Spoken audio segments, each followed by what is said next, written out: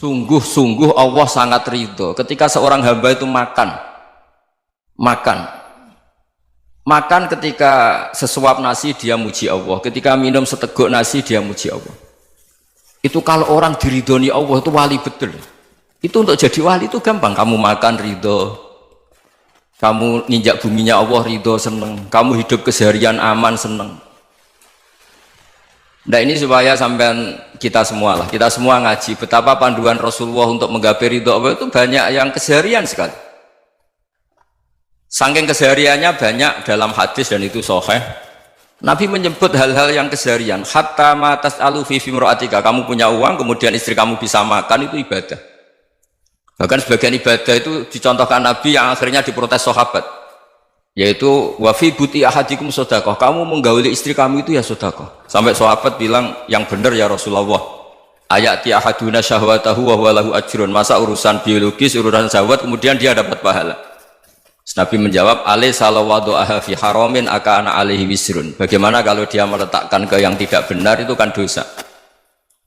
Nah, hal-hal seperti ini yang saya ingin teman-teman semua saya juga agak ingin ngaji demi Anda juga agak ingin. Itu dosa sekali ngaji kok pesanan kelompok tertentu itu enggak boleh.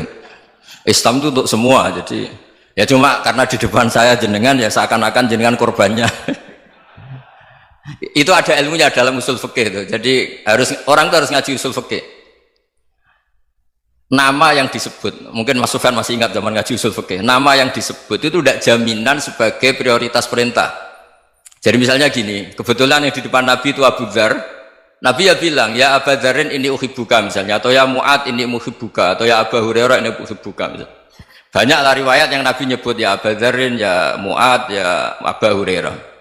Kemudian misalnya Nabi meneruskan khitab, ini uhibbuka, saya mencintai kamu, fakul dubur sholatin, atau sebagian riwayat disebut fala tada'anna dubura kulli sholatin, Allahumma a'inni ala dzikrika wa syukrika wa husni ibadatik. Saya mencintai kamu, siapa saja, Mu'ad bisa, Abu Dzar bisa siapa. Saya mencintai kamu, mohon kalau habis sholat kamu jangan lupa wiridan Allahumma a'inni ala dzikrika wa syukrika wa husni ibadatik. Ya Allah, tolong kami permudah supaya mudah ingat engkau. Anda tidak bisa mentang-mentang, wong nama saya Parmin, nama saya Purnomo, itu yang diperintahkan Mu'ad misalnya. Jadi yang disebut satu, tapi khitab itu untuk siapa saja. Saya teruskan. Jadi saya mohon semua kita melakukan kebaikan itu, kalau dalam kaidah fikih disebut al yakin la yuzalu bisyak. Banyak kebaikan yang kebenarannya itu 100%. Tidak punya efek samping ke pihak lain, ke kelompok lain, ke komunitas lain. Itu tadi misalnya Anda makan dan itu murah sekali, hanya butuh satu piring, setiap punyaan kamu muji Allah, setiap minum kamu muji Allah. Itu redaksinya Rasulullah SAW disebut Allah sangat ridho ketika seorang hamba makan kemudian dia memuji Allah, atau minum kemudian dia muji Allah. Logikanya gampang, negara seperti ini yang kamu harapkan bentuknya kayak apa, mertua, ipar, komunitas, tetangga, itu nyata terjadi itu kan belum pasti. Sementara yang mesti terjadi adalah kamu butuh makan, kalau tidak mati. Butuh minum, kalau tidak mati. Butuh bumi yang nyaman ditempati, kalau tidak kita juga mati. Sebab itu Allah kalau menyebut nikmatnya itu hal-hal yang keseharian. Alladzi at'amahum min ju'. Allah itu siapa? Allah itu yang menciptakan kamu bisa makan. Tidak berlebihan. Allah itu yang menciptakan kondisi sosial itu ideal. Zaman Nabi itu ya ada orang munafik. Orang-orang pilihan Allah itu juga diuji orang sekelilingnya yang macam-macam. Semua diuji sesuai konteks zaman dan waktu. Nah, tapi ada ibadah-ibadah yang selalu disarankan Nabi. Sampai Nabi itu pernah ditanya, ayul islami khairun ya Rasulullah, Islam terbaik itu gimana? Jawaban Nabi itu unik. It'amut to'am. Islam terbaik itu ya makan-makan, santai-santai. Ketika Allah menyebut beberapa kebaikan, falak tahamal aqobah wa ma adrokan Allah mal aqobah. Terusannya apa? Fakku raqobah. Terusannya apa? Au it'amun fi yaumin di masghubah. Ya, itu acara makan-makan itu juga Islam. Kenapa? Ya bayangkan kalau tidak ada makanan, kita mati kan? Kondisi sosial tidak ideal itu Anda masih gak apa-apa. Tapi kalau Anda tidak makan, Anda tidak minum, Kamu punya istri cerewet masih bisa hidup, punya mertua cerewet masih bisa hidup. Tapi kalau tidak makan bisa mati. Berarti penting mana istri sama makan? Penting mana? Makan. Semoga istri Anda dengar. Nanti kamu disuruh makan tapi pulang deh. Itu kalau dibahasakan makan masih memahami. Penting mana nasi satu piring dengan istri? Nggak ada nasi mati, nggak ada istri belum mati. Penting mana? Gak berani jawab kan? Nah, ternyata Anda ada garang kan di depan istri. Jadi saya mohonlah, mungkin Mas Sufyan Sauri tadi yang bisa bantulah teman-teman tuh ngaji yang keseharian saja. Karena kita nyari ridha Allah itu berdasar firman Allah, dan firman Allah itu menyebut keseharian tuh riang gampang. Yaitu tadi misalnya wa min ayatihi manamukum bil laili wan nahar. Termasuk ayat-ayat Allah itu kamu tidur. Maka dulu itu ada guyonan, ada tokoh Mu'tazilah, kelompok dalam Islam yang berpikir manusia itu bisa menentukan ikhtiarnya sendiri. Karena saya bisa duduk, ingin berdiri, berdiri. Karena kelompok ini nggak terima kalau semua kehendak Allah, nanti bagaimana kalau semua kehendak Allah kok ada hisab ya, ada sanksi. Lucunya itu, dia akhirnya, ini cerita ya, mencintai seorang perempuan, cantik sekali. Dan itu dia menjadi ahli sunnah itu oleh hal-hal yang sepele. Karena istrinya cantik, ya namanya suami istri hubungan intim. Terus ditanya, Mas, masih ingin lagi? Masih. Silahkan diulang lagi. Wah ya tidak bisa. Katanya manusia bisa menentukan yang diinginkan. Itu tobat itu. Itu nggak bisa ditobatkan Mas Sufyan Ats-Tsauri. Orang cantik yang mudah nobatkan orang itu orang cantik. Segampang itu.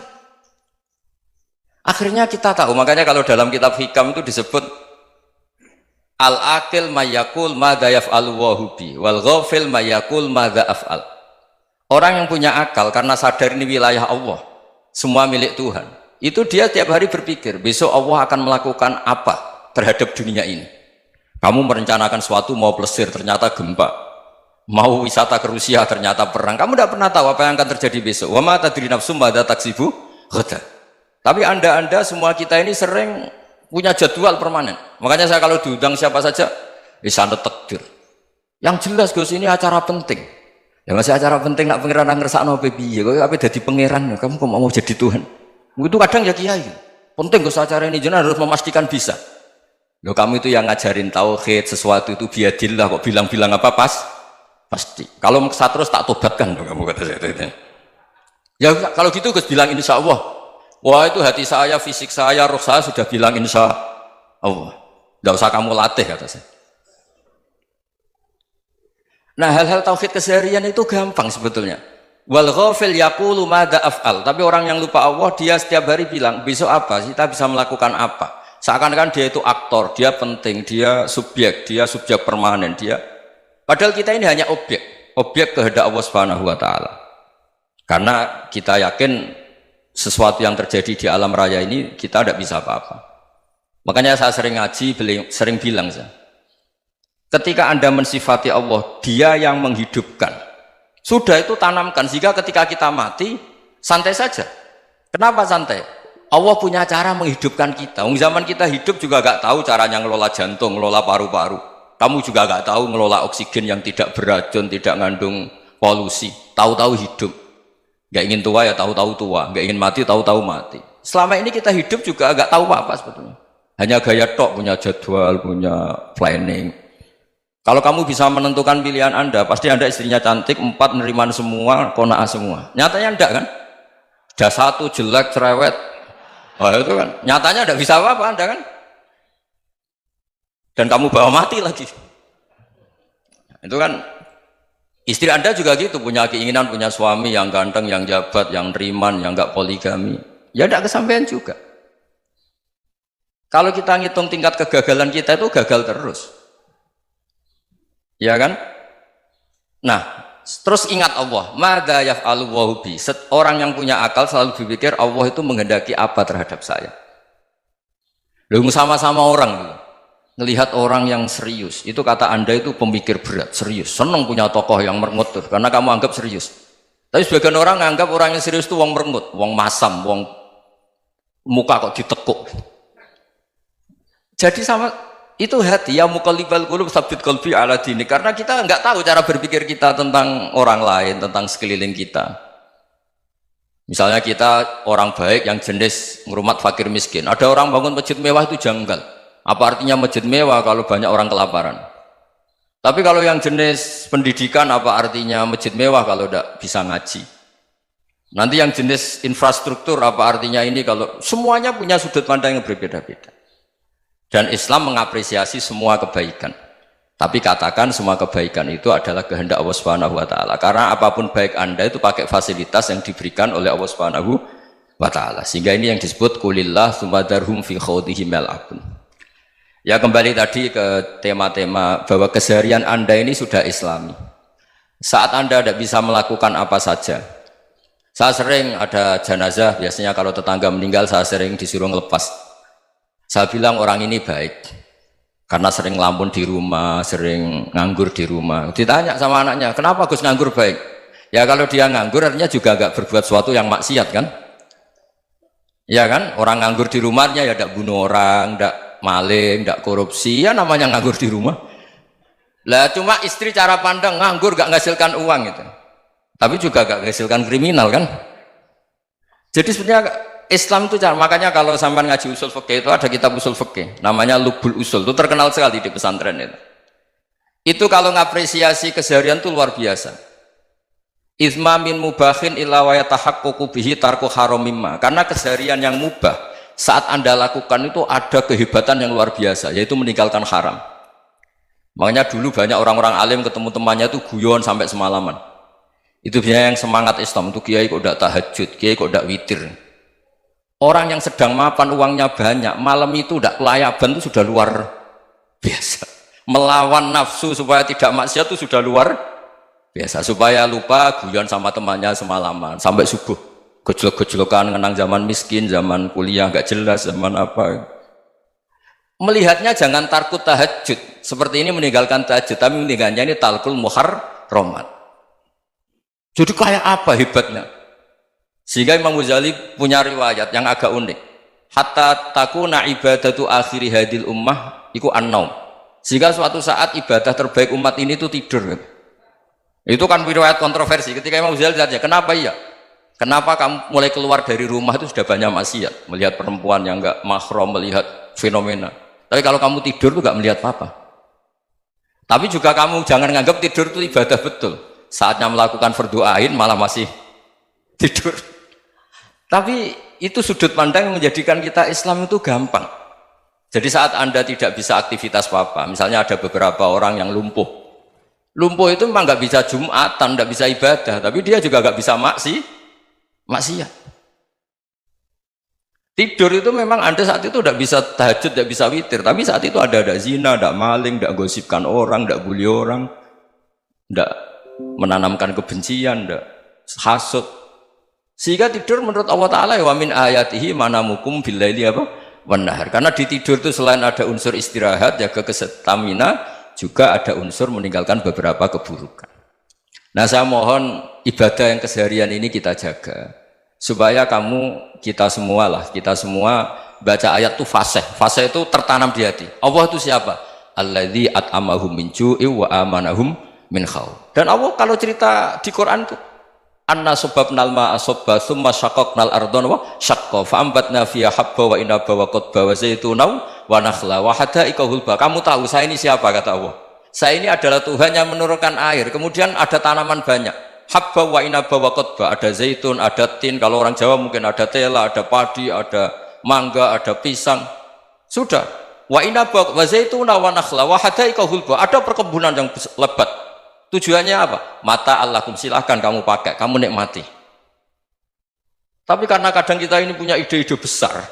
Tadi untuk syukur saja nunggu punya istri riman, rumah baik, tetangga baik, komunitas baik, semuanya baik baru syukur. Lama-lama nanti ada di surga, syukurnya nunggu surga paling kelas A. Itu sudah ada yang menghuni Rasulullah, kamu nggak boleh di situ. Masa untuk syukur saja? Repotnya Masya Allah. Jadi mohonlah Quran yang kalau Anda hafalkan juz sama itu kan ada ayat-ayat yang kayak tadi. Ya, fal yang dzuril insanu ila ta'ami. Coba lihat Apa yang kamu makan ya? Dari mana? Dan untuk mempertahankan hidup kamu keseharian. Jadi jangan kira ibadah itu harus membentuk komunitas yang versi Anda. Ibadah itu harus yang hal yang mulu-mulu. Kesehariannya Anda alami. Loh, ini saya tidak bikin-bikin. Saya ngaji bukan karena berdasar pesanan. Itu ayat yang saya baca kan betul ada ayatnya kan. Fal yang dzuril insanu ila tu'ami anna sobabnal ma'ah sobba thumma syaqaqnal ardo syaqqa fa ambasna fiha habba wa inaba wa qadba wa zaituna wa nakhla wa hada'iqa ghulba. Terusannya apa? Mata'al lakum, silakan kamu nikmati. Mata itu silakan kamu nikmati. Ya kayak sampean dikasih hidangan ya makan. Ya sudah makan, habis makan ya minum, habis itu ngantuk ya tidur. Ya sudah normal-normal saja. Kayak apa indahnya Islam. Tapi Anda mencari Islam yang gimana lagi? Nah itu yang diajarkan guru-guru kita, diajarkan sanad kita sampai Wali Songo, sampai Rasulullah SAW. Bahwa pada akhirnya ada jihad, ada perang. Itu dulu memang perang, bukan membunuh, beda. Dulu kita dijajah Belanda ya perang, dan itu normal karena kita dijajah. Jadi ketika orang lain ingin baik sama kita, wa in ahadum minal musyrikin astajaruka ya fajirhu hatta yasma'a kalam Allah. Kalau mereka ingin baik ya kita baik. Makanya ada istilah mustakman, mu'ahad. Kalau mereka ingin damai, berdampingan dengan kemajmukan ya itu yang lebih baik. Karena memang Islam menghormati proses perdamaian. Wa in janahu lis-salmi ya fajnah lah. Kalau ingin damai ya kita harus damai.